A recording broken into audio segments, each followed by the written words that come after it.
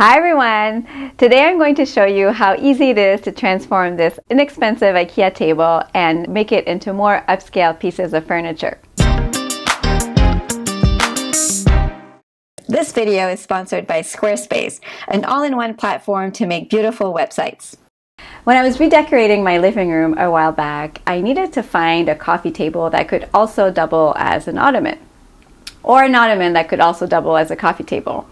And I fell in love with this furry poof because it's just so cute.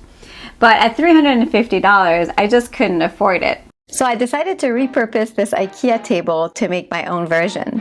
First, I needed to cut the legs to make them shorter, and I put some masking tape where I was going to make the cut to help protect the finish. Then I used a speed square to transfer the measurements on each side of the leg. The legs are hollow, so they're actually very easy to cut with a miter box and hacksaw. And I found that cutting one side at a time makes it easier to get straight cuts. If all the legs aren't exactly the same length, using sandpaper stapled to a piece of wood makes it easy to smooth out any of the cuts and make the minor adjustments. To make the legs gold, I chose to use this vinyl material that's used for pre-cut machines, mainly because I really love the color. I could have also spray painted, but I'm not that great at it, so I prefer to use this. The trick to avoid air bubbles when putting on the vinyl is to apply constant pressure back and forth and pulling off the backing very slowly. For the top of the ottoman, I cut 2-inch foam with a serrated bread knife and used spray adhesive to attach it to the top. I also used spray adhesive to attach a 1-inch layer of foam to completely cover all the sides to give the ottoman a fuller look. I did have to cut up some pieces because I was using some remnants, but that won't show when it's all covered up with the batting and the fur fabric. After installing the legs, I stapled the fabric starting from the middle of each side, making sure to pull the fabric very tightly. And then I stapled the rest of the fabric to about 1 to 2 inches from the edge of the legs.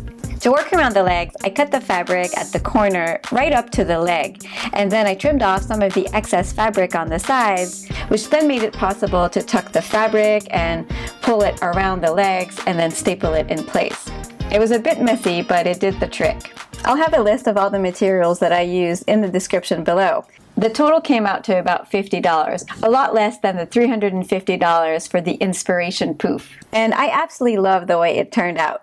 I'm not sure if you noticed, but there's actually another IKEA hack in my living room. I couldn't find a side table that was exactly the right dimensions to fit next to my sofa. Turns out that this LACK TV unit that I had already was the perfect width and length, but not the right height.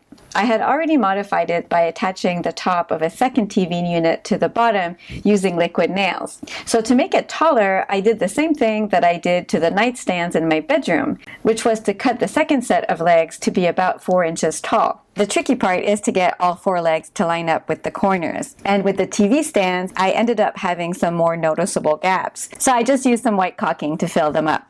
Now I have the perfect side table for my tiny living room. I hope you've enjoyed all of these IKEA hacks. And I also want to say a special thank you to Squarespace for sponsoring this video.